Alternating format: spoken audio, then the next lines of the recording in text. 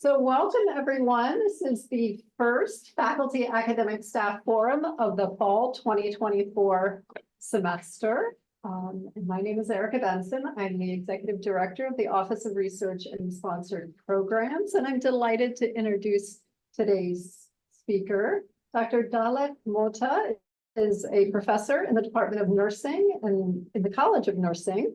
And she joined the faculty of UWEC in 2017 and has spent the majority of her career in academic nursing. Dr. Mota teaches in the undergraduate and graduate programs in nursing, and her research interest is oncology, focusing on sign and symptom management and safety related to exposure to hazardous drugs, which we'll hear more about today. So before I turn the stage over to Dr. Mota, I want to note a few things. One, that some of you have heard about, we have a fire alarm today, a test of the fire alarm system at 12:45. So we will end a little bit early, and you just need to actually go to a different building or outdoors if you prefer. But because this building is joins to others, you can just go either into the library or into Schofield Hall and be clear of the fire alarm.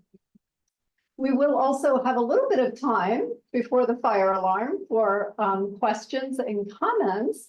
And I'm reaching out to our online viewers here. If you have a question or comment that you'd like to share, please use the Q&A function at the bottom of your Zoom screen, and our wonderful graduate assistant, Matt, will read your question out loud. And Dr. Mota, I'll ask you, when we have questions in the room, if you could just briefly repeat them for the benefit of our online viewers. So please join me in giving a warm welcome to Dr. Mota. Good afternoon, everyone. Thank you for your interest in hearing me share a little bit of my study. This study is entitled, "What are parents' risk of exposure when administering oral chemotherapy to children with acute lymphocytic leukemia during maintenance therapy?" And this study was coordinated by me, Dalete Mota, and I had two nursing students participate with me from the very first stages, and they graduated, but they're still in touch, so we can discuss, and we're writing the manuscripts now. So Audrey Lydic and Maddie Jacobs. And the other three authors, Lori, Melinda, and Casey Hook, they are nurses from Minnesota. They are in the Children's Minnesota Hospital, and they have partnered with us also since the beginning to help us undertake this idea that we had. I would like to start by sharing that we have no conflicts of interest or relevant financial interests that have been disclosed by any of the presenters. And we have no conflict of interest to report, and we will not be discussing any off-label use and/or investigational use during this session.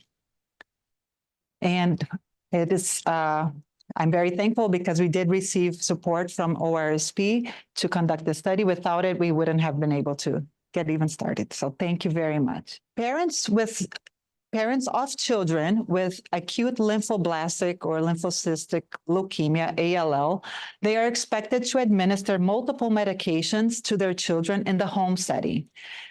Some of these medications are daily oral chemotherapy that the parents or the caregiver have to deliver to the child during maintenance therapy, which is usually the last phase of therapy for children with leukemia. They're doing well, but they still need some oral chemotherapy. And this therapy can last at home from 1 to 2 years. And because we know chemotherapy is a hazardous drug, meaning they have the potential of having negative impact on a healthy person's health, as nurses, we deliver many instructions or safe practices about the delivery of oral chemotherapy. We spend a lot of time during our nursing care teaching these parents, these family caregivers, on how to protect themselves and other members of the family in terms of avoiding exposure to the oral chemotherapy that will be in their homes every single day during that maintenance therapy phase. The American the Association of Pediatric Hematology and Oncology Nurses, APHONs, APHON, they have a manual, a chemotherapy biotherapy manual that states several care or instructions of how parents should protect themselves. And one of them, for example, is that parents should wear gloves when handling the oral chemotherapy. And they also receive instructions on how they should crush the tablets if needed, depending on the age of the child, in a safe way to prevent exposure. However, we have little data on the literature related to, are the parents receiving these instructions and are they implementing? Do they put into practice these safety instructions that we deliver to them? And that's what we wanted to know. And also, do these instructions, in fact, if they follow the instructions, do the instructions, in fact, protect them from being exposed to chemotherapy? So our questions were, what do parents identify as sources of information regarding safe practices for home oral chemotherapy administration? What practices do they currently use in the home setting? And are the parents exposed to chemotherapy at home? So the purpose was to first investigate if caregivers receive and follow the necessary precautions to reduce their risk of secondary exposure to chemotherapy. And second, to examine parental urine samples to determine levels of chemotherapy excreted as a measure of parenteral exposure when they are administering these oral chemotherapies at home and when they're managing the body fluids from their child's receiving these treatments. So we have only a few studies in the literature that point to caregivers being exposed to chemotherapy, and they measure that through urine. So the caregiver's urine reflects their potential exposure to what the patient is receiving. This was a descriptive cross-sectional design, and we included parents of children with ALL, and the child needed to be receiving oral chemotherapy. And the standard treatment for maintenance therapy for ALL are these two medications, the methotrexate and the 6-mercaptopurine. So those are the medications they receive. The MTX or the methotrexate is daily, it's a daily medication. The 6MP is a weekly medication. So they are constantly receiving or being potentially exposed to these drugs at home. And this study was undertaken at the Children's of Minnesota Hospital, which is a large pediatric cancer program in the upper Midwest. They usually they receive up to 40 new patients with ALL per year. Our sample was a convenient sample of parents of children with ALL during that maintenance phase. And we obtained consent for these parents. And when the parents consented to participate, we provided them with a copy of the survey that they would fill out and a urine specimen cup so they could collect their urine at home. We also provided detailed instructions of how they should collect their urine samples. One of the most important instructions that we provided was we wanted them to collect the urine on the day of their next visit to the clinic, so they would urinate and bring it to the hospital without needing to freeze, and also to collect that first urine in the morning when the urine is more concentrated. And then when they came to deliver that urine sample during their appointment, the child's appointment, we also took a look at their questionnaire, and if they hadn't answered, we would ask them to answer right then. And if there were any blank questions, we would also try to make sure that we could have answers for those, for all the questions possible.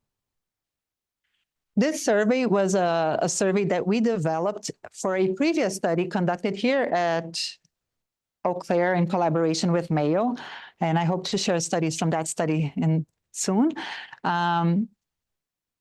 And before we applied this survey, we established face validity, meaning we shared the survey with other oncology experts to see if the items were pertinent.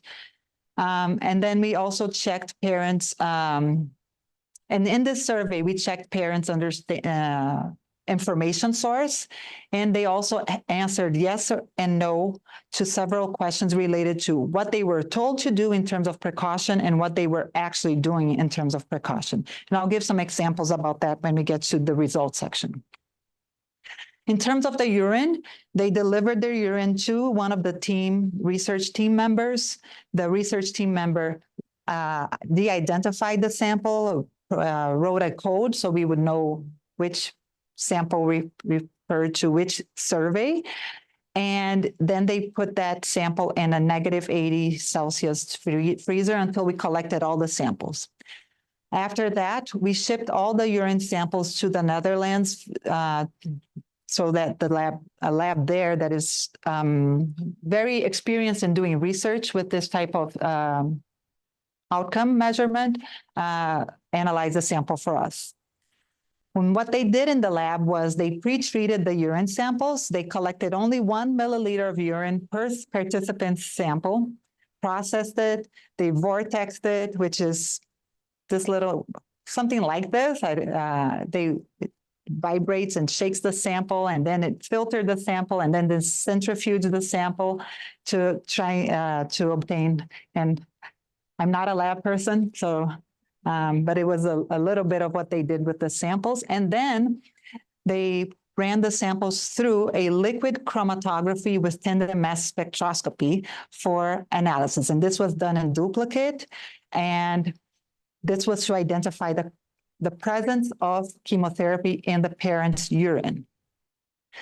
One thing that this was the first time they did this, although they have experience, it was the first time they did it with this medication in particular. And they were able to, while developing the method, to establish very low levels of detection, which is good because we want to see if the method is capable of detecting any minimal amount. And they did establish very low levels of detection. So they are here, 001, 002, which are very good. So here are some results. We were able to include 24 parents. The vast majority of the parents, caregivers, were mothers. The child, they were almost evenly distributed between the sex, male and female. The majority was white. The others were mixed, Asian and white, African American. And 50% of our population, our sampled parents, were crushing the tablets. And in 36% parents were changing diapers, which for us was something important because of the risk for exposure to the chemotherapy and the body fluid, the urine.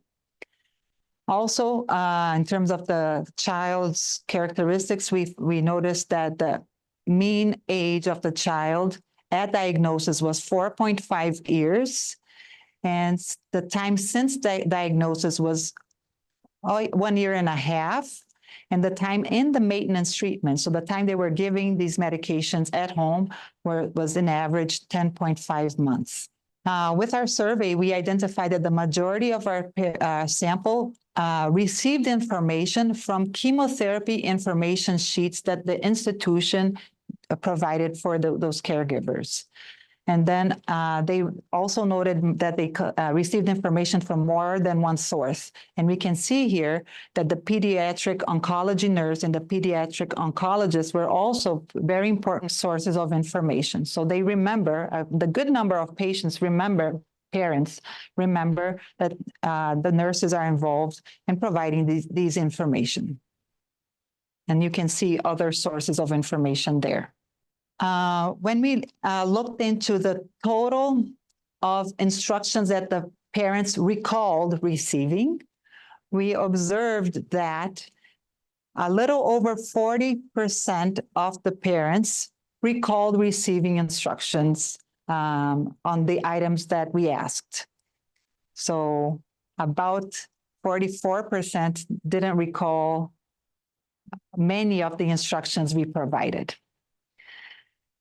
And in terms of following the instructions or implementing the instructions, 23.7, so about a fourth of the parents completely followed the instructions they remembered.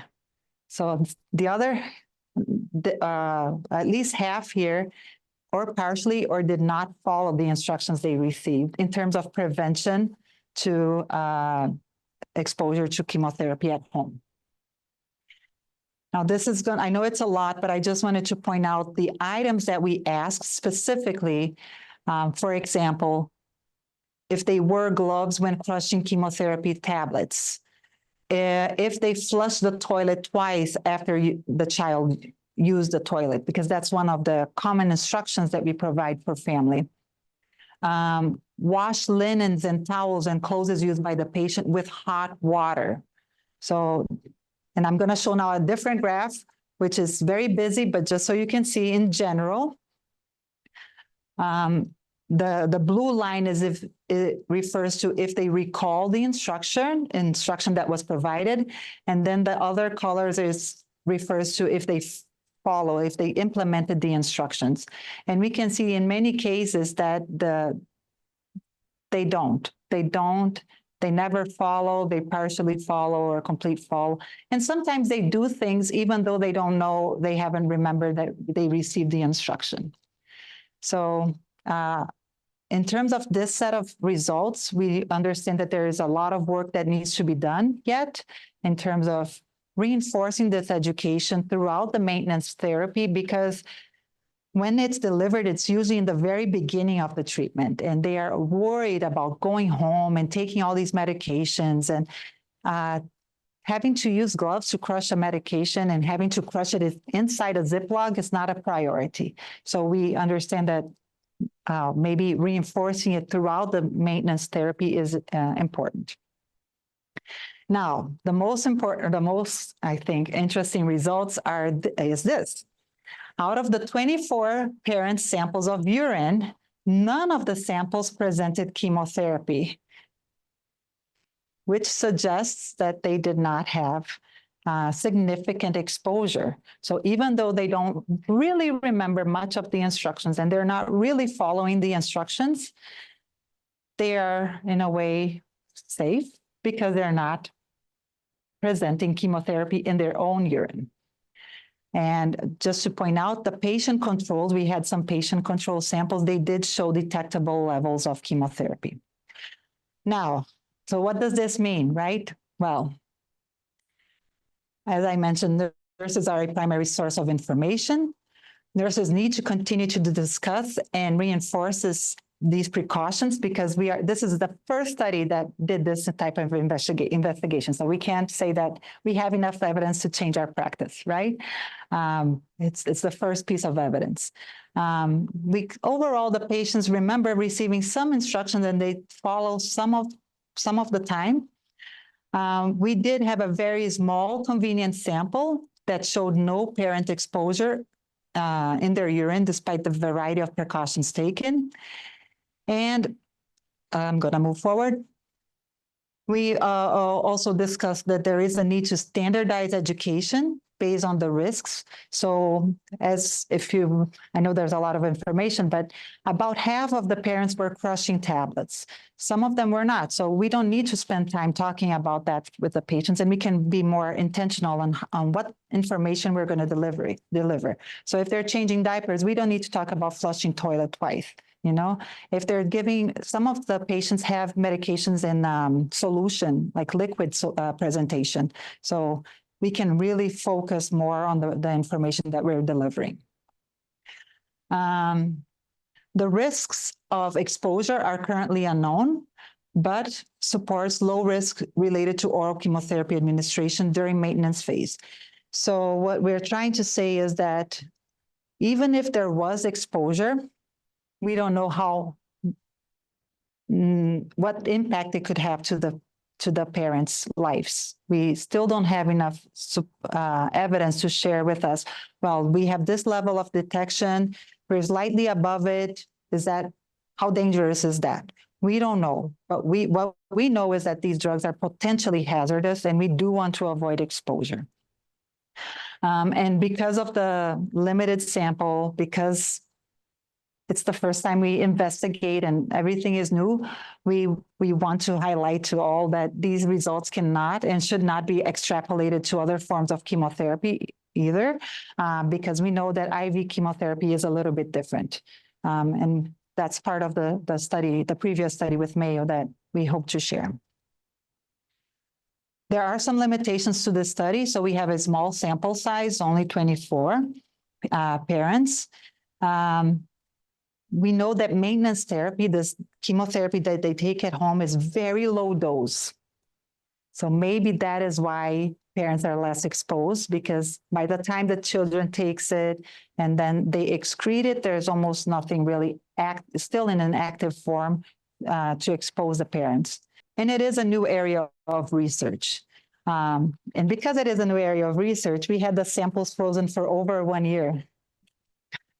And we don't know if that impacted the stability of the sample. According to our colleague in the Netherlands, he did grab some of the medication at his country to test it out, and he didn't have samples, but he did say a series of tests, and he said, I think your sample was pretty stable because it was a -80. The transportation went well, the shipment, but it is an item that we need to consider. And again, we don't have the cut points established yet to know if we think the level of detection is very low and good, but we don't have any other study to compare it with. And we need to do some larger studies. Yeah, these are some of the references we used. And I'm happy to answer questions from our study. Thank you. Yes. I always appreciate hearing your research, so thank you very much. Thank you. I just have 2 questions. One is, how again were the instructions provided? So how consistently, because some are saying, oh, they don't remember any, and some remember some. Mm-hmm. And then my other question is, were those actions, such as flushing the toilet twice, glove and all that, have they been shown to actually protect against, the chemo agents? Yeah. Well, I'll answer the first question about the instructions regarding the safety precautions, right? According to my colleagues that are in my research team, they are the nurse practitioners who take care of these patients and deliver the instructions. So they were actually a little upset with the results. They were like, I can't believe it. I do talk about it and they don't remember. I give them this piece of paper. And how come only 70% said that they received the chemotherapy information sheet, So they, according to their report, they deliver it consistently to all their patients. A handout. A handout, yes, at that clinic. That's how it happens. I know it's different in every cancer clinic, but that's what they do there. One clinic. This is only one clinic. They all would have been the same. Yes, yes. About the effectiveness of the prevention strategy itself. That's why I got interested in this research field, because when I was an undergraduate student a few years ago, I was in my last practicum, and I was in a cancer hospital, and then I was in a chemotherapy clinic, and the nurse would give all these instructions. And it just didn't make sense to me to flush the toilet twice.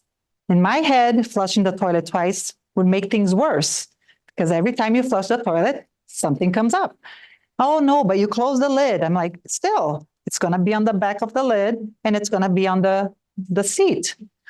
And she was like, no, but that's what we do. That's what we do. And I'm like, it can't be. And I studied and never found proof that flushing toilet twice is effective. And I went to conferences and I would ask, oh no, that's best practice. I'm like, okay, but how? So when I got here in Eau Claire in 2017, I stopped studying what I was studying, which was cancer-related fatigue, to try to find out if flushing the toilet twice is actually effective. And that's how I started my initial study with Mayo, was Right. I want to see if flushing the toilet twice protects caregivers. I still don't have the answer, but it seems like it does not. But we don't consistently see patients and caregivers flushing the toilet twice either. And it would be very hard to study that because we are not in their home with a camera in the bathroom, just checking to see if they flush their toilet twice. So we don't know. Yeah, I just think that sometimes we just do things as well, we think it does. Yeah, even the clothes, the clothes, like having to wash it separately and in hot water and the 2 cycles. I haven't found a study that measured the cleanness of these clothes afterwards. About the toilet, just going back to the toilet, because I am still intrigued about the toilet. I did find studies about more in the area of infectious diseases that show that the plume or the aerosol, they will go very far away. So studies with C. diff show that flushing it twice will spread it because the toilets are not vetted even when they're closed. And they stay there, the contamination stays there in that air despite the lid being closed. So flushing toilet is not a solution. Right. There is a need for something else in terms of toilet. Thank you. Yeah, it is intriguing. And I can keep on going about toilets. Because then I noticed in our university and actually everywhere now in the US, the toilets don't have seat covers, the public toilets, Right. which is kind of good for us regular people because we don't want to touch the lid to open it. But in terms of protection from infection or potentially chemotherapy, hazardous medications, residues, we are more exposed. Any other questions or comments? Yes. 2 for you. Okay. Very good presentation. Thank you. Yeah. So you said you have your sample size is 24 parents, right? So my first question, do all the kids have the same medication and the same dosage? Mhm, Or is there difference between the different kids? mhm. That's a good question. And then, Okay. and then, so you said you did a control study or a control group with other kids. With the child. Are these kids who had lower doses of chemotherapy or there's no chemotherapy out there? No, I had not collected the samples from the child initially because my consent was for the parents. But when we talked with the lab said, we need sample from the child as a control. So we had to go through the ethics IRB to add that population. And then the child from the same parents we had already collected agreed to share a sample of their child's urine. In terms of dose, there is a protocol that establishes the dose of the medication per body square meter of body area, surface body area. And the doses are standardized based on the body surface area. So they all receive the same protocol, the same medication every day, same dose.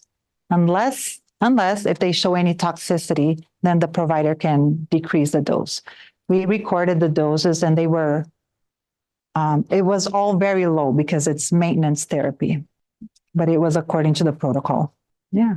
Any other question? Yes. Are there any studies of healthcare providers in different settings, like maybe hospice or home healthcare that reveal anything about risk that might be comparable to a caregiver parent? Mm-hmm.